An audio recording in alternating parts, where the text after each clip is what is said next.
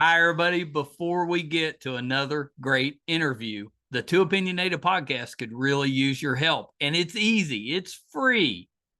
IMDb, which is the entertainment database, imdb.com, named us a top 100 podcast. We came in at number 82. That's a big deal because there's 15 million podcasts and growing. So to be named to anybody's top 100 list, pretty big deal for us. And the way you can help is to go to imdb.com, look up the Too Opinionated podcast, and that's it. Just bringing our page up. That traffic really helps us out. Our YouTube channel is MeisterCon Pod. All we ask is that you subscribe. It's also free, but that really helps us to attract these amazing guests that we keep bringing on the program.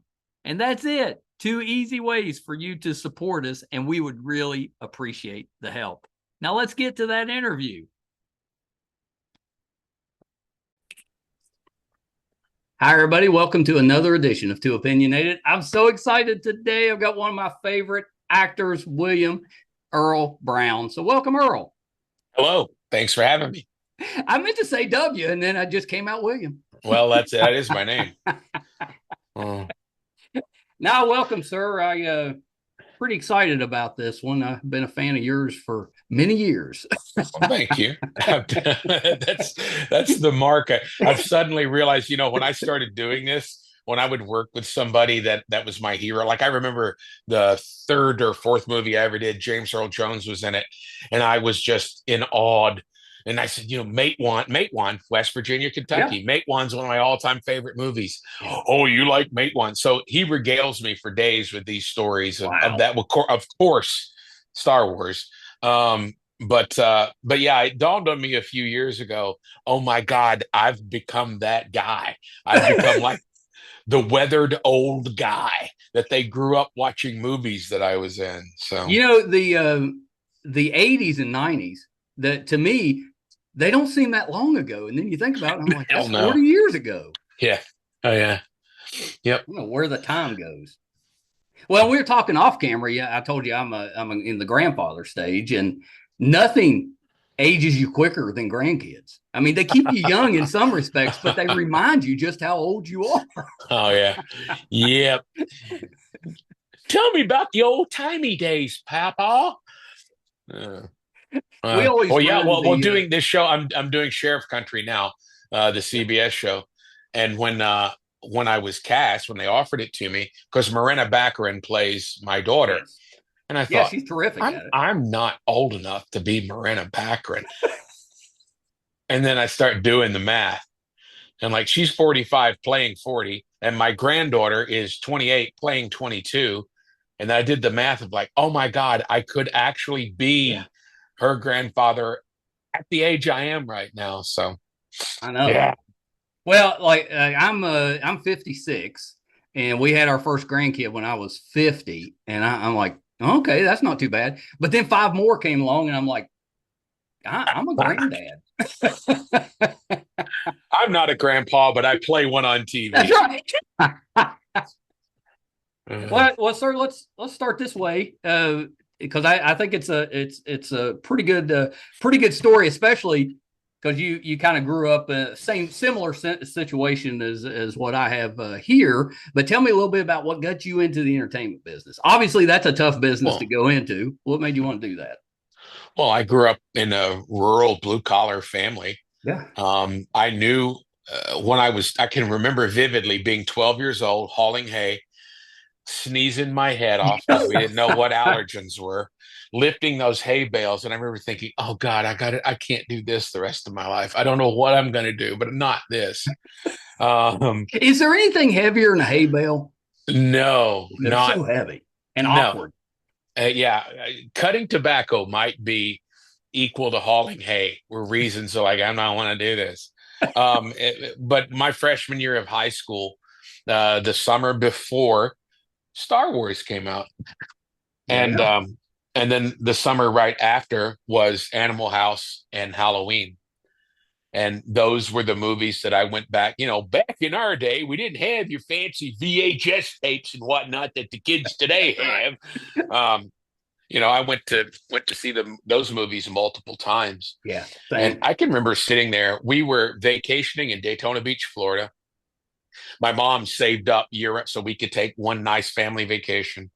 And Star Wars had been out for a couple of weeks at that point because I'd heard about it, from other kids. Yeah. And she let me take my best friend Jean with us to Daytona Beach. So she's got two pubescent boys, in the damn hotel room. She wants some peace and quiet on the beach, and she says, "So what do you boys want? I want to see that Star Wars, that space western." So she drove us to the mall. That's the theater was attached to the mall Yep. and dropped us off at Daytona Beach. And God, I'll never forget sitting there. And as I said, tried to explain to my daughter, I said, you have to realize before that movie, we hadn't seen anything like that. That's That right. opening scene where the Imperial Star Destroyer is flying Yes. overhead and it just keeps going and going and going. And I felt the hair on the back of my neck stand up. And I thought, oh, I would love to be a part of something like that. And then, the next year of Halloween and Animal House, Yeah. they were, again, those were my movies. Those are the ones that I identified myself with. I loved them. And so I was the first in my family to go to college. I went to Murray State, Yep. which is a regional state school. And I grew up 12 miles outside of Murray, so it was close by. And I took an acting class on a whim. And we had a very successful speech and debate team when I was in high school. So that kind of set the seed for performing and doing that sort of thing. But once that was over, I thought, well, that's it. It's the end of that. But anyway, I took this acting class on a whim, and I quickly realized, like, oh my gosh, I'm good at this. I'm really good at this. So that started the wheels turning. I started doing plays in college. The summer of 1985, I was a SNL fanatic. I remember Yeah. I tuned into SNL. I think it was episode 5 was the first one when Richard Pryor Oh hosted yeah. because I was a huge Richard Pryor fan. Anyway, Belushi was my hero, and I knew the Second City touring company had come through Murray and played that spring. And I went up to one of the actors afterwards and I said, how did you? Well, it just so happened the director was on the road with him because it was their first tour. Well, I met him, a guy named Don DiPolo. And Donnie took a shine to me. I don't know what. But he at that point, he was the only teacher. He had a workshop at the Second City. He taught 3 levels. So he said, this summer, if you'd like, I'll make room for you. There's a waiting list, but I'll make. So the summer of 1985, for 6 weeks straight, I drove 840 miles every weekend to take classes. After the first couple of weeks, um, he said, man, could you have to get back? Stick around. So I would do all 3 levels. I was in level 1, but I did levels 2 and 3 also. So that's kind of set it. And then Don's like, you have something. So that's what really set the wheels in motion of, I'm going to come here. So I went to grad school. I got into grad school up there at the Goodman School of Drama, the Yeah. theater school DePaul now. And so I went got my MFA and started. I started in theater. My sights were always set on TV and movies because I knew I could make a living at it. That's right. In theater, unless you're a marquee name that sells tickets, you don't make any money. You may get by money if you're lucky. I mean, I have friends that I have a classmate of mine. He's been in 5 Broadway plays. He can't afford to live now. He can't afford Brooklyn. I mean, that's ridiculous. So yeah. So anyway, my sights were on TV and movies, and I made my way into them. Yeah, I love that, and if I remember reading right, one of your first things on set was with Backdraft. You were doing dialect, coaching dialect. Yeah, yeah. That's not a bad one to start on. Well, I had this audition. Damn it! Sorry about that. Oh, that's what it is. I cleaned my ears this morning, and now the damn things they're all stay slick in my ears. Yeah, that's it. There was a role at the beginning of the film, which was a bartender in the neighborhood, and Ron didn't know if he was going to make it somebody Billy Baldwin's age that he'd grown up with, or someone who had been Billy's dad's age. Yeah. So it boiled down to essentially, if it was going to be the young guy, it was going to be me. So I'm supposed to go meet with Ron, and I'm sitting outside. We're at the Palmer House Hotel, and I could hear what was going on in the room. And I heard him say, there's a very distinct Chicago dialect, and I really want that flavor for it. So from the time I walk in the door, I put on this really, really heavy Southsider Chicago dialect.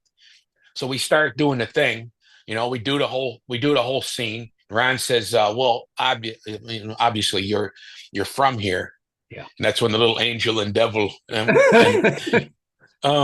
well, actually, no, I'm not. I'm not from here. Says, where are you from? I said, I'm from Kentucky, like Murray, Kentucky. Wow. So ended up, I got hired to coach dialect. So I worked with Billy mostly. And yeah, so I kept bugging them. I needed my SAG card, and I knew Ron was a big basketball nut, and he had a basketball game out in LA. So I played every other or twice a week. We played at DePaul. We played pickup games. Yeah. So I went to the head of the athletic director. I knew him, Mike Lenti, and I said, "Hey, would it be possible to like rent one of the gyms on a Sunday?" Because I knew they were trying to find a place to play basketball. Amazing. So Mike said, "Yeah, you just have them hire a student worker, pay them to be there." So I go in the next day. I said, "Hey, you guys want to play hoops? You want to hoop every week?" So I arranged backdraft basketball Sundays. So everybody from the movie would come and play ball. So that's how I got to know them, was doing that. And they that threw was me really a bone. smart. Yeah. Well, I love to play basketball too. I did, not anymore. So that's how I got my SAG card. They threw me a line, and in the pan and scan version of the movie, you can't even see me. I'm a paramedic. But that got me in the union, and that got the ball rolling. And it was first time being around a set. And that was a big, huge movie. So I learned a whole lot just absorbing what every department did and how all the pieces fit together. And so it was a great experience to kind of get my feet wet. I love that. I was probably sophomore, junior in college when Backdraft came out, and we all loved it. Such a great movie. Wanted to talk a little bit about Star Wars. I remember that time, and it. I think I was 8 when it came out, and similar, it'd been out for maybe a month or so before I saw it, and it changed my life. Oh yeah, I mean, there just never been any, and you get these people today, and they're a little disappointed.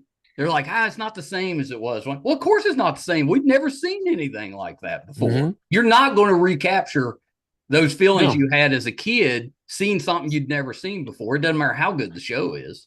But see, you're I remember those days when because I did Mandalorian and Book of Boba Fett. I know you were a week away. Yeah, I am Tonti, the owner of the cantina in Freetown. But Tim Oliphant is CAD. You had a little experience with him before. Yeah, we've worked together. We've done 3 things together. Yeah. And Favreau, I knew Favreau. We started out as actors at the same time in Chicago. We'd literally used to audition for commercials against each other. Wow.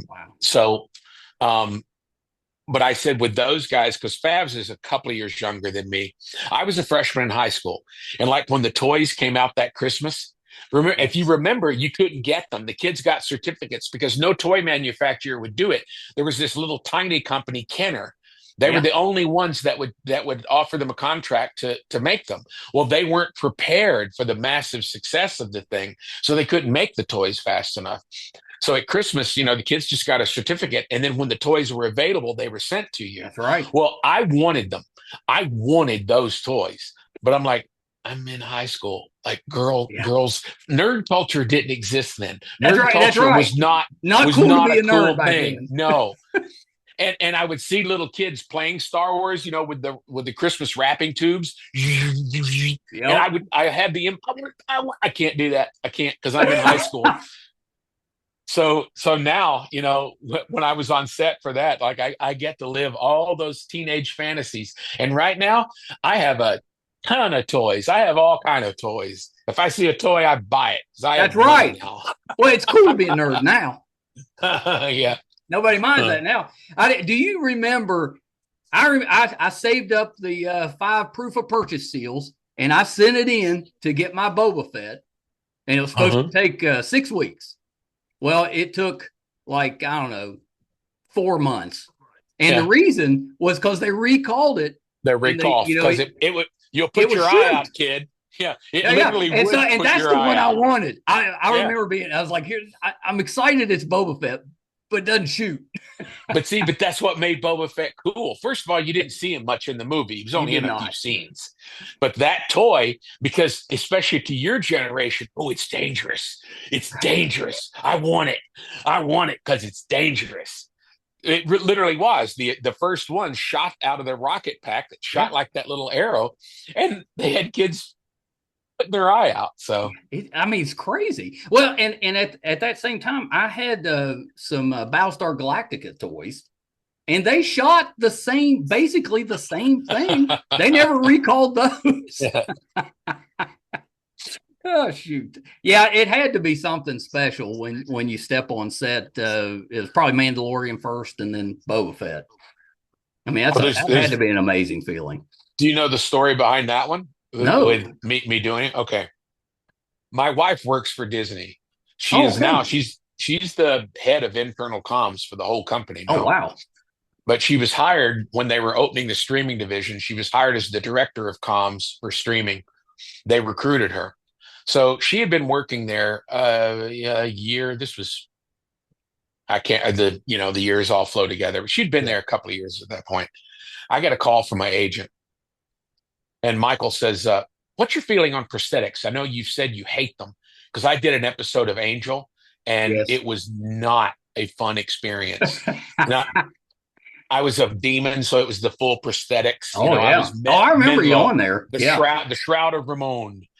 Not a good set. It was a very unhappy set. So I equated all of that with, and the makeup was, by the first day it was awesome, and it got less awesome with every progressive day, because I was having 16-hour days.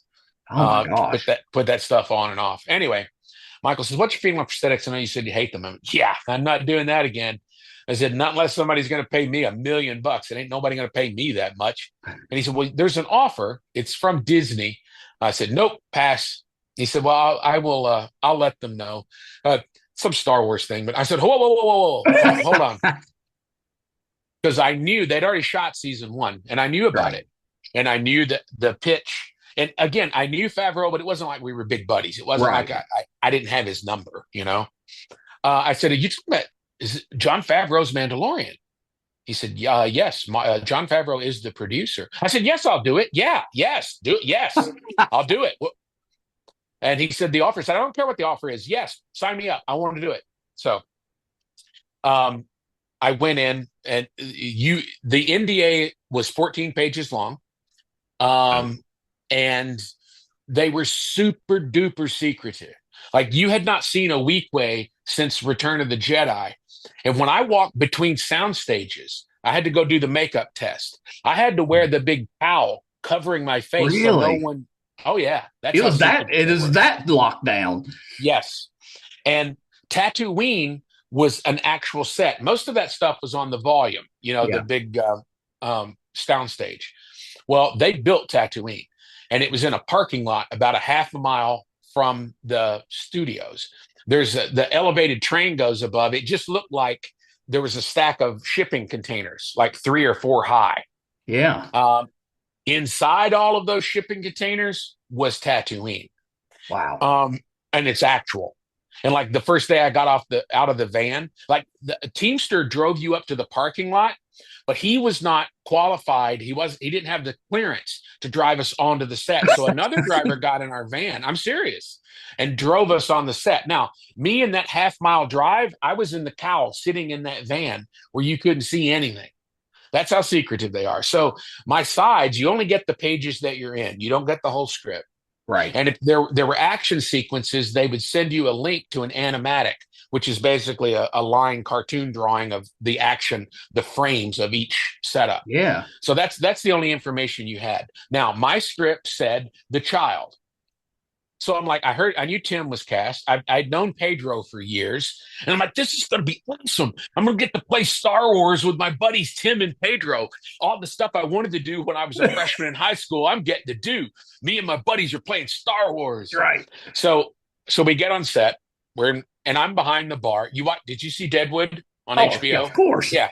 Well, okay. So Tim walks up because he's wearing the van. He's the sheriff, with the badge. Yep. Walks up to the bar. I'm behind the bar, and I say, "You ought to print that fucking badge on your chest. You just hypocrite enough to wear it, you fucking cocksucker."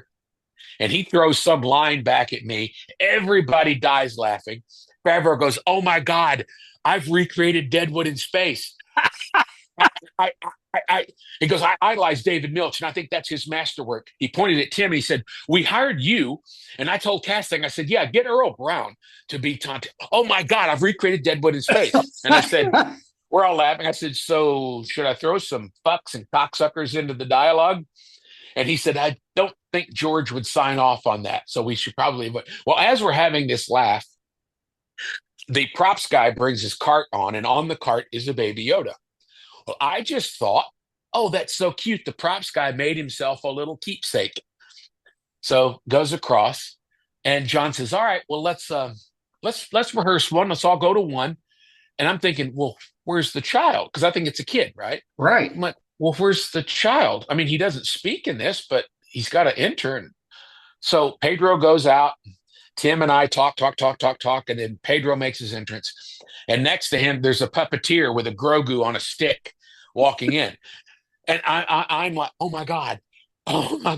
So now, mind you, this is Thursday before the show is premiering on Friday. Okay. Season one premieres on Friday.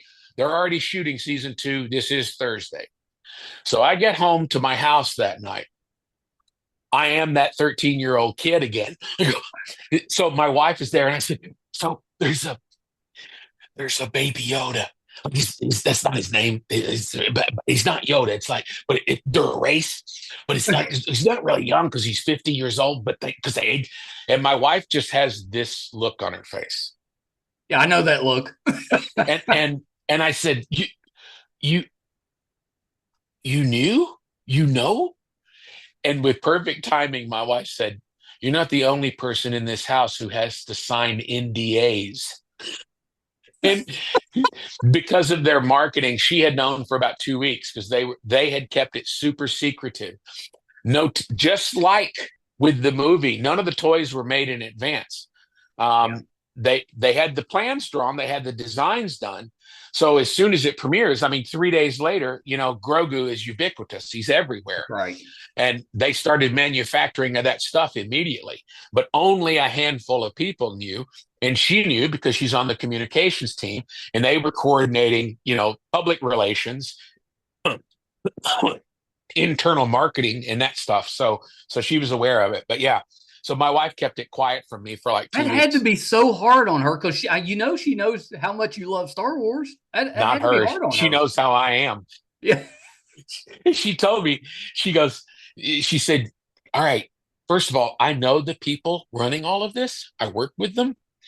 You cannot go on social." I said, "I'm not going to go on social. We go, I'm in Star Wars. I know better than that." And she goes, Well, then they sent me a crew jacket. It was a hoodie, and it had Grogu on it, and it just said season 2, really small, smaller than this. Yeah. So I did a selfie, just a purposeful selfie. Like if you blew it up, you could see that's what it said. I didn't say anything about Star Wars, just nothing. Me sitting in my bedroom with a selfie. So I did sneakily get it out, but I did not tell I'm still in touch with those buddies from high school. There's like 8 of us. Oh, you didn't let them know? Not until it happened, and it came out a day early. John was not happy. They had a deal with some cable or satellite company in Asia, I think it was. And they released a thumbnail because the episode thumbnail is a picture of Tanti behind the bar. They released it early, and they weren't supposed to. So that's how, because for like the Star Wars nerds, the ones real serious about it, seeing Weequay again was a big deal in the story. That's why they were so secretive about it.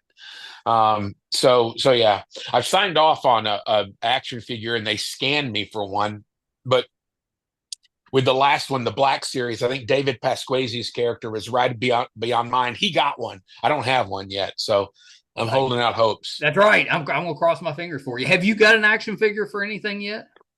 Not a mass-produced one, no. Yeah. I've had there is one. There's what's it called? They do Western toys. Oh my gosh. They did a Dan Dority. They couldn't call it Dan Dority. You know, they just used my name because they didn't have the licensing from HBO. But that's it's kind of cool though. It's just you as a cowboy. Yeah.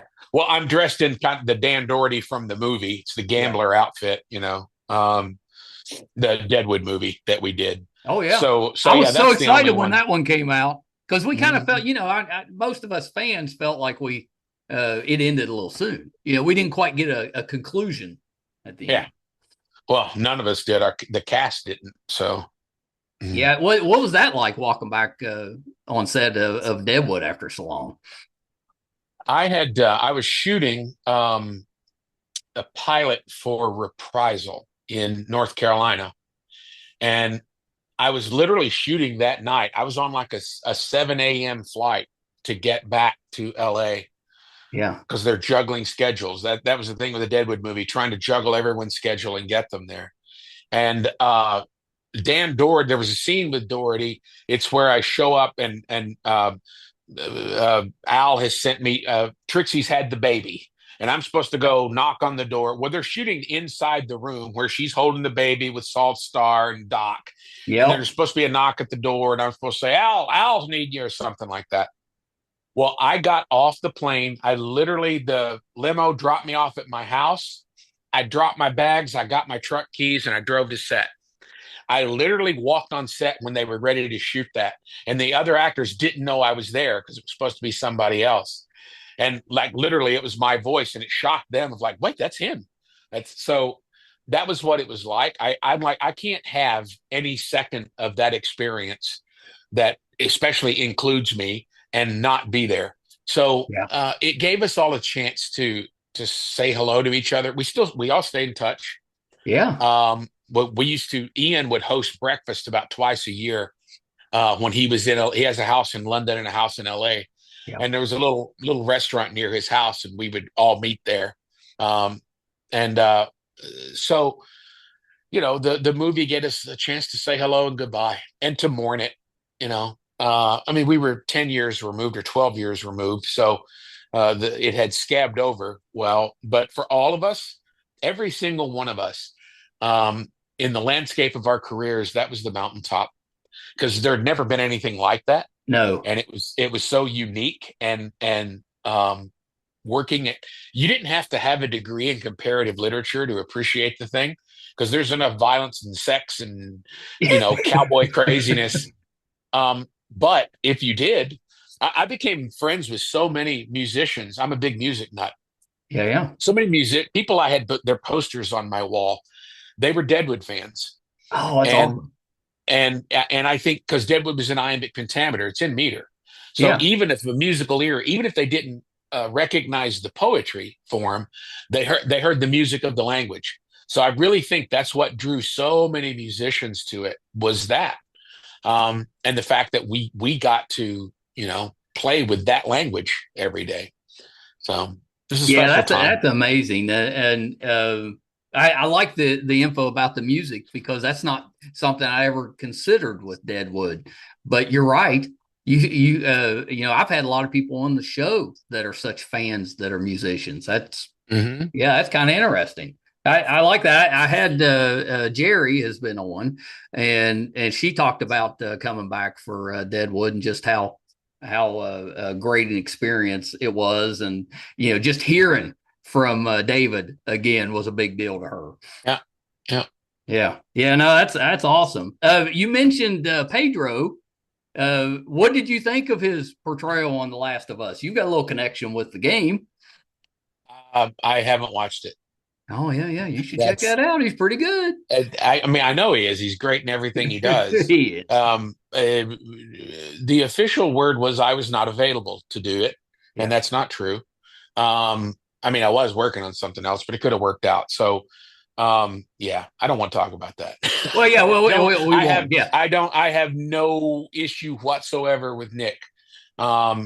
I mean, you know, one of Nick's early gigs was Deadwood, and Yeah, that's right. I have seen snippets of that episode, and I have no doubt he's wonderful in it.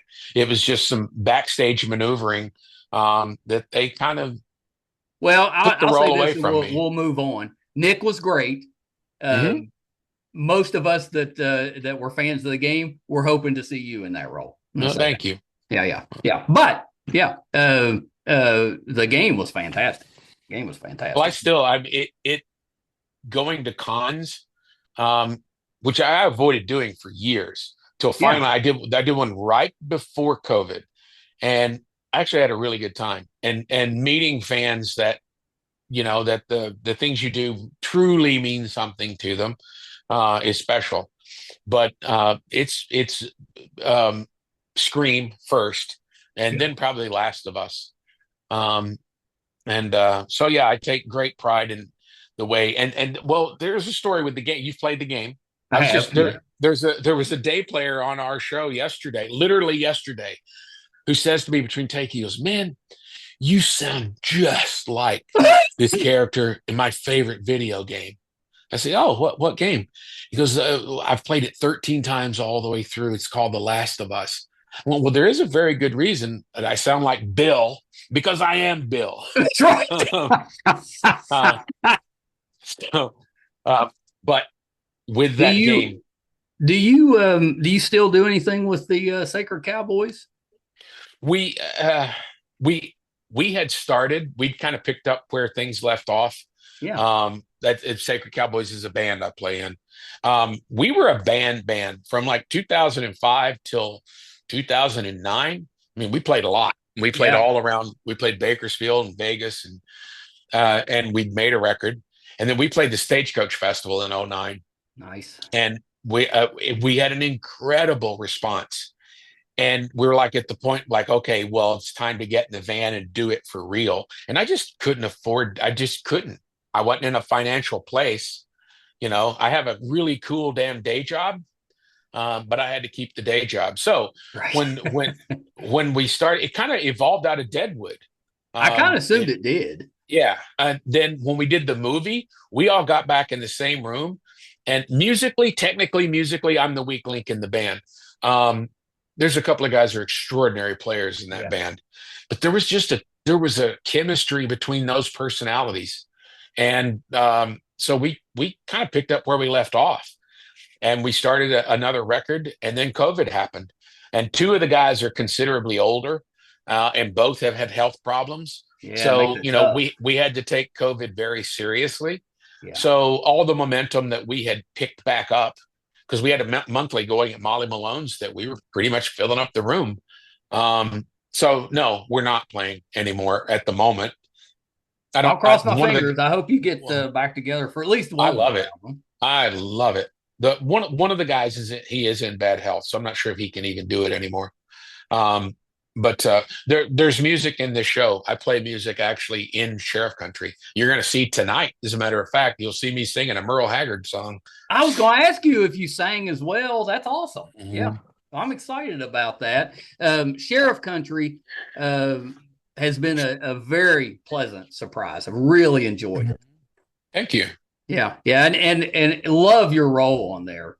You know, speaking of granddads, you do a pretty good job. You're very protective. Uh-huh. Yeah, although you know you've made some mistakes in your past that you're making up for. Well, I'm essentially playing my own grandfather, with the exception of the womanizing man whore part of it. And for that, I'm playing my uncle. So, you know, Dr. Freud can do with it what he will, but I'm drawing on the old man that I knew growing up. That's right. Don't we all have those uncles, don't we? There's at least one in every family. He's gone too. So, but I get to revisit the ancestors on a daily basis. But yeah, Sheriff's Country is doing really well, and it's it's a mainstream. It, we're not recreating television like Deadwood did. Right. We're not plowing fresh soil. It's a Jerry Bruckheimer procedural on CBS. So I said, we're in a box as far as what the audience expectations are, what the network's expectations are. And I understand that and accept that. Within that box, we can still tell interesting stories and we can still have compelling relationships. And I think we've been pretty successful at doing that.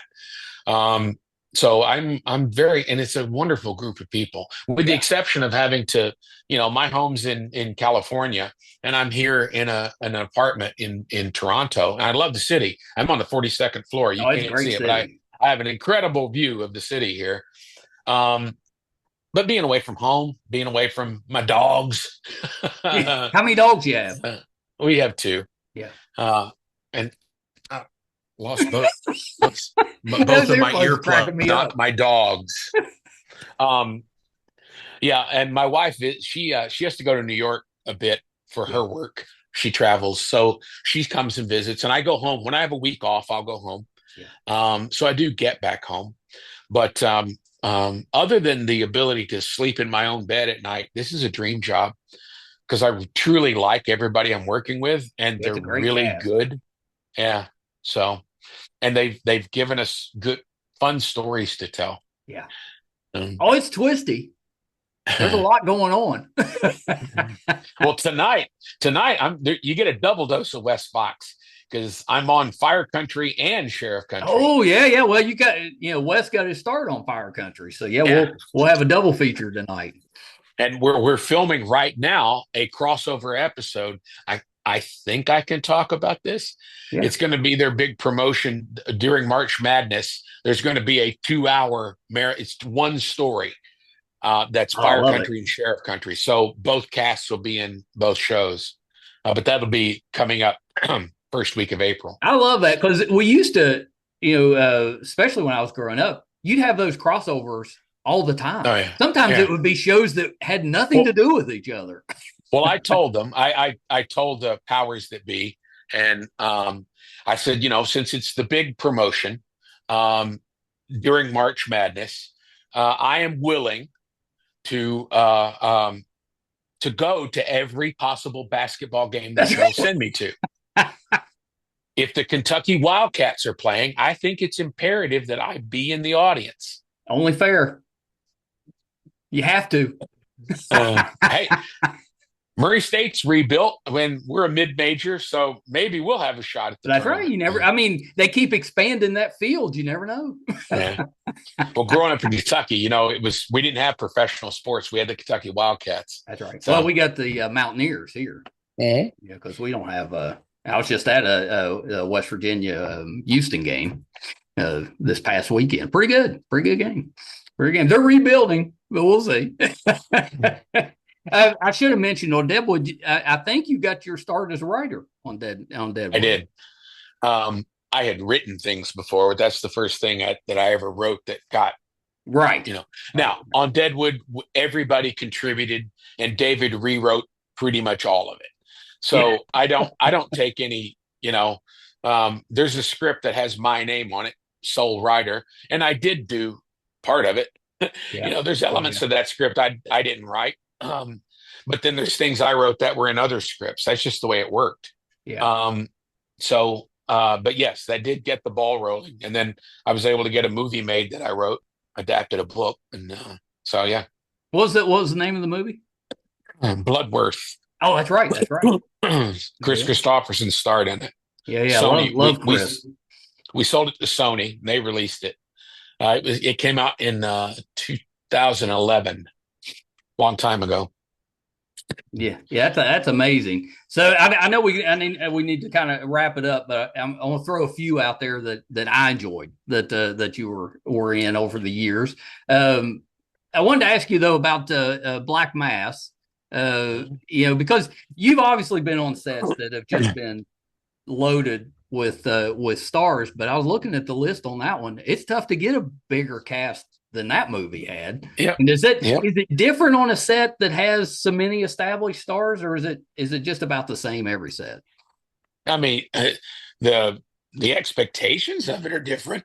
Yeah. As far as studio involvement, marketing, but as far as me, no, I don't. Yeah. I mean, I, I'm an actor. I can do what you do, and so I don't. When That's I right. meet I love athletics. I love sports. Yeah. Nah, I'm not a great athlete. Especially when I meet my childhood heroes. I mean, Yeah. most of them we're losing our childhood heroes because Yes, we are we at that are. age. Yeah. But I still get that fanboy. I met Nick. I did meet Nick Castle. We were in a van together at a con, and Nick was Michael Myers. He was the Yeah. Shape in the original, and I did fanboy just a little bit with that one. Yeah. But yeah, That's cool. But Black Mass, Johnny has none of that ego. Yeah, there are a few movie stars that surround themselves with their team of people, and Sure. it's known they're movie stars. He's not like that at all. Yeah, I've heard that So before. I've had a few people on that have worked with him, and they all say that. Yeah, he's pretty yeah, down to earth. he's quiet. He's kind of shy. Yeah. And he's quirky. I mean, we talk about music because he's a big music nut. So Yeah, that's awesome. That's awesome. You did you were Hugo in Preacher. I put myself through college. I owned a couple of comic book stores back in the 90s. Some big Garth Ennis fan, but you were terrific. I thought you did a good job portraying that, pretty close to the comic. Thank you. Yeah. Well, the cool thing on that, Seth Rogen and Evan Goldberg, they met in bar mitzvah class in Vancouver. Oh, it is cool. And Preacher had just published. And that's what they were, these two little Jewish comic book nerds. And that's what they bonded over. They're like, dude, you like comics? Have you seen this Preacher? Oh my God, you like Preacher? So, Love that. and those dudes, imagine your best friend from when you were 13, the guy that you discovered Star Wars with. Imagine you guys get to make big movies. They wrote Superbad when they were teenagers. The characters are named Seth and Evan in Superbad. Oh, you're right. They wrote it. I never even thought of that. They wrote it as themselves. And then by the time they got it made, Seth was almost 30. Evan doesn't like to act. He said he's a big ham. I'm not. Well, that's probably why they're friends. Yeah. So, Seth knew he was way too old to be playing Seth in the movie. So Superbad put them on the map as writers. Yeah. And then This Is the End. They had another director doing it. And then they were not on the same page. So the director was replaced. They decided to direct it themselves. And because of the success, because it's really good. So suddenly they're directors. Well, Seth said the only letter he had ever written as an actor, because, Freaks and Geeks is what put him on the map. That's right. Sam Mendes, I think it was, owned the rights to Preacher. And Seth wrote him a personal letter, said, when this goes to production, I would really love a chance to play Arseface. So, because he had followed it all along. Well, That's rights, right after This Is the End, the rights to Preacher lapsed. And they found out about it. And they swept them up, and then decided to do it as a TV series. So I'm on The Boys this season. Oh, you are? Yeah, The Boys. I was doing a movie with Anthony when he asked me. He said, "How was Seth and Evan to work on it, dude?" Like when we were doing Preacher, they had certain frames in our show that were right out of the comic book. And they were just so excited, and so that imbues a set. It spreads that kind of joy, that let's cut to the chase. We're kids telling stories. We're the same as it was then, and that kind of joy. So, Anthony he's Homelander. Oh, yeah. And then I have a guest star on one episode in this final season that I shot it in January. I shot it right here in Toronto in January or February.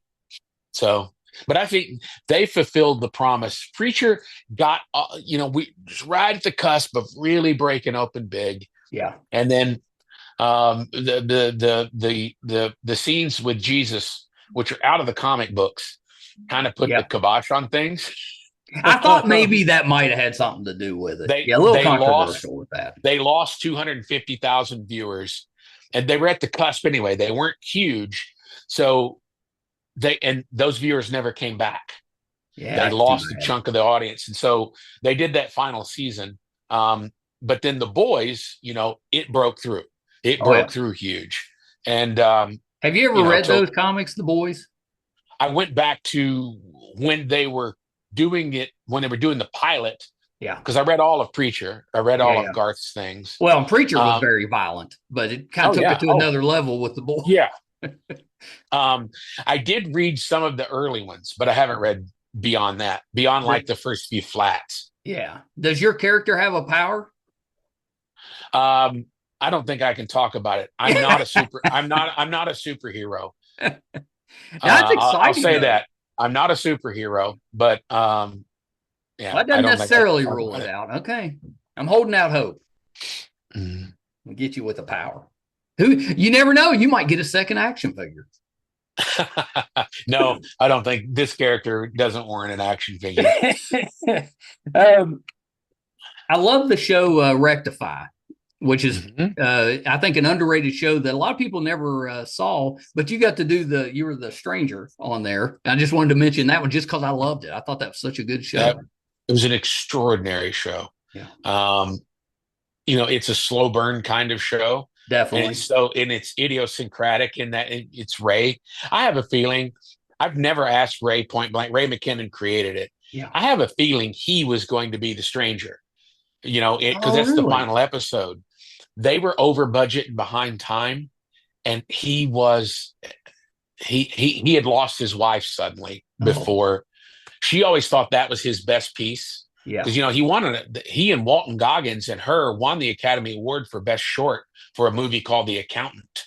It's a short film. It's about 20 minutes long. I didn't know that. So, Rectify had been optioned by someone else. Well, the rights relapsed back to him. And his wife told him, said, "This is Ray, you need to do this. And she passed suddenly. She had an undetected heart issue that killed her. So he was fried when we did it, because it was a last minute thing. I get the call. There's this show that Ray McKinnon's doing, and they want you to do the thing. It's an incredible show. It really is. Very, very few people ever watched it. Yeah. But I think it's one of the best things I've seen, in the last couple decades. I loved it. Yeah. And it's hard to, it's kind of hard to explain to somebody. You got to watch it. It's about a guy that is released from prison for a murder he committed as a teenager, or maybe he didn't. Yeah. It's kind of, you don't never know answered. Sure. Yeah. It's you don't all know about, if he did or didn't do it. But see, I think it's when there's a scene when he's outside the prison, because it's a big sensational case, and the fact that his sentence has been overturned and he's being released. But there's that scene where he's standing in front of the prison and they're asking him all of these questions, and he just says, I knew how to live in there. I don't know how to live out. So, I really think that was what Ray was going through. Yeah. Losing her like that, and that's hard. So yeah, it is. It's about spirituality. It's about a prisoner that's released from prison for a crime he may or may not have committed. Yeah, that's perfect. Yeah. But it's all about this psychological and spiritual things that violence causes within people, and it was really, really. Well, I always loved how it shows the effect on everybody, the family, friends, him. You get to really see if someone you loved in your family was, put in prison for committing a murder that they may or may not have done. Just what that would actually do to a family. I thought it did a really good job with that. Yep. Hard to watch at times. It was upsetting. No. Yes, it's incredibly upsetting. Yeah. Well, Earl, thank you for taking the time today. I could keep you all day. There's so much you've done. It kind of cracked me up, because I remember you in like the X-Files and Diagnosis Murder and some of the shows, but then I was like, yeah, he's been doing this a little while. Hey, and we never even mentioned There's Something About Mary. Oh my gosh! Huge. Oh My gosh, I love that. And you Well, you see were that. Well, as the bookend, that when we were doing Preacher, I told Seth and Evan the story about and Star Wars, Animal House, Halloween, my yeah. big three. Made me want to do it. And Evan goes, "Yeah, man, I understand that because honestly, Scream and Something About Mary were kind of like that to us. That was like, and you're my bosses now. Yeah, I mean, Warren was a character. That yeah, yeah, that was like, and obviously Scream. We love that one too. I'm amazed that it's still going. yeah, yeah, Still making those. You got Kenny in Scream. hmm Well, and I released an interview I did with Joanna Cassidy today, and you were in Vampire in Brooklyn with her. yes, Yeah, yeah. That was the second movie with Wes. That's what led to. I did New Nightmare first, and then yes. Vampire. Vampire, it's a small thing, and Nightmare, it's one scene, but it's a pretty significant scene. But then in Scream, Kenny sign a lot of Scream posters. Yeah, you can do conventions for Scream. Well, I have. Yeah, I've done a few. Actually, the most lucrative one I ever did for me was a Scream. It was a horror convention, but it was a Scream reunion, and it was me and Matt and Jamie. Skeet had to drop out. Skeet and Nev had to drop out at the last minute. Who else was there? Roger was there. But yeah, that movie, like none of us, we had no clue as we were doing it that it was going to be what it became. Yeah. Here we are almost 30 years later, and it's still a thing. Yeah, I know. And it's still going. They keep reinventing it. It just keeps. Yep. At some point, though, don't you just move out of that town? Just get out of there. Well, they did go to New York for one. Well, okay, yeah, they did go to New York. That's true. The whole murder museum thing. That's right, but it kind of followed them out there. Kenny's jacket and Kenny's camera were there. I don't get paid for that, Yeah, that's unfair. That's unfair. That's the thing. That's just poor management. They should have fought for you to get that check for that. I didn't live to see the sequel money. No. Earl, thank you so much. This has been terrific. Is there anything else that they're working on we can keep an eye out for? Well, I recur on the show Hacks. I'm going to love you on Hacks. 3 episodes of this final season. We're trying to juggle schedules right now for that. Or Sheriff Country. Didn't you do you were on there was a show a few years back about stand-up comedians. You did that one too? I'm Dying Up Here. Yes. That's right. That's right. Yep. That's right. And yeah, of course, Sheriff Country. Yeah. Sheriff Country every Friday night on CBS. I love that there's shows on Friday night again. I mean, we went so many years where there was nothing on Friday night. Our numbers are they're pretty good. We don't have an official order that we're picked up for second season, but and our numbers keep climbing every week. So it looks like we're a hit in the making. So I know in my hometown in Murray, Kentucky, it's very popular. So I told my wife, because she's from Murray too. I said, well, going to Walmart this Christmas is going to be take a little longer. So that's funny. All right, man. Well, great talking to you. Thanyour so much, Earl. Enjoy the rest of your day. Good to meet you, sir. Bye-bye. See you. We wrapped that up quick. W. Earl Brown, one of my favorite actors ever. He is fantastic. Really appreciated that he took a little bit of time with me today. That was nice of him, and he fit me in. When I requested to speak to him, he's very busy right now. He's filming Sheriff Country plus all the other stuff he does, and he fit me in on a Friday morning. I'm very grateful for that. So thank you, Earl. He mentioned Animal House. I never circled back around to it. I was also just a huge fan of Animal House, especially as I got a little bit older. I was a teenager. That was love the movie, love the soundtrack, everything. I was also, I started watching Saturday Night Live probably before I should have been. I had still do, a mother who was just a night owl, and she'd stay up late. And on occasion, she'd let us stay up with her, and we might catch a Saturday Night Live, or they used to do Saturday night movies that they would just rotate through, and you get a McClintock or Quincy, or I think McMillan and Wife, and a couple others were on there. And she let us stay up watch some of those. McLeod was another one. But I got to speak with Tim Mathewson a couple years ago, and it was. I was just as excited as I was for Earl. Those are two of my favorite actors. And if you're a fan of Tim's, and he's on Virgin River now, go check out our interview with him.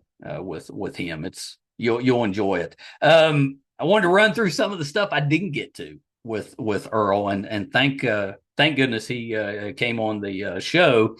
He was George Wallace in the movie Shirley, which was Regina King. Awesome true story. Awesome movie. The Unforgivable with Sandra Bullock. The Highwaymen, which was about the guys that arrested Bonnie and Clyde, and it's a loaded cast that also includes William Sadler, from a ton of stuff, but you might know him playing the Grim Reaper on Bill and Ted. We've also had Bill on, so if you're a fan of his, check that out too.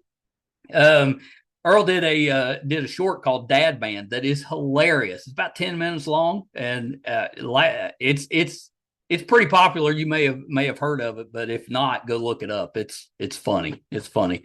Knights of Badassdom.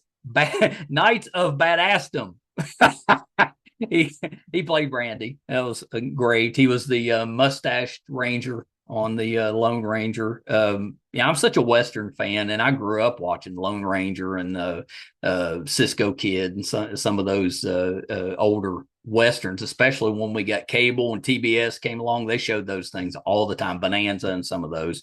It mentions something about Mary. Halleck, so thank goodness he brought that up. He plays Michael. He did a deputy on Yellowstone.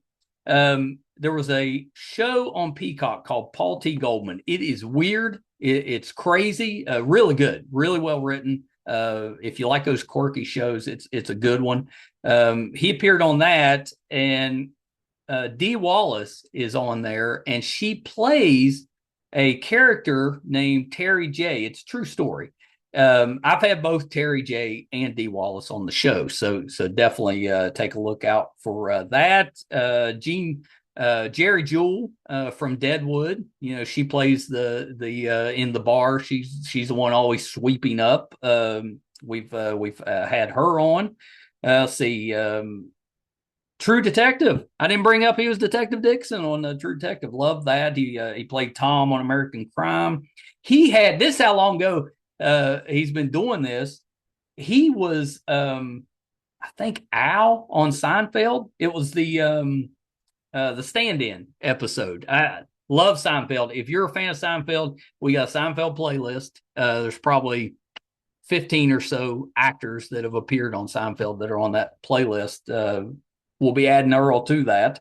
American Crime, I mentioned. Chicago Fire, Grey's Anatomy, Longmire, another Western I absolutely love. More a modern day Western. Bates Motel, Rogue, he played Charlie. And we've had a ton of that cast on if you were a fan of Rogue. Rogue was the first show that DirecTV was involved in making. At that time, I was running a DirecTV running a DirecTV call center, and they would show Rogue all the time, just on the monitors while there. So I've seen that show many times. Really good show. Major Crimes. Luck, which was unlucky. It was a horse race show with Dustin Hoffman. It was really good, and there were some issues with some of the horses, and the show ended early. But I really enjoyed that. American Horror Story, Justified, of course. He did an episode of Psych. Those that have watched the show for a while know that Brett is that's his favorite show is Psych. So he did an episode of that. NYPD Blue. He was on 6 Feet Under. He also did with Joanna Cassidy. She, of course, starred on that show. X-Files, Charmed, Angel, which you mentioned was kind of a rough set. Diagnosis Murder, Caroline in the City. Yeah, loved with Julia Louise. Awesome. Murder, She Wrote. He played Meatloaf in To Hell and Back, which was fairly early in his career, but he was a great Meatloaf. And then we mentioned the gaming stuff. So really, really enjoyed that. What a career! And I left out a bunch. That's just a sampling of all the different things that he has done, and just a terrific guy. I love the fact that he's similar age, just a little bit older than me. So we like a lot of the same things, and he's from an area that I grew up in. I mean, he's in Kentucky. It's about 6 hours away, but we're in that in that little area there. So loved it. Just had the best time. And I hope you guys enjoyed that as well. If you're finding us for the first time, I'm so happy that you're here. We could really use your support, and it's easy to do. It's free. Our YouTube channel is MeisterCon Pod. Please subscribe. That's all we need. That's all we ask. Just subscribe. It's free.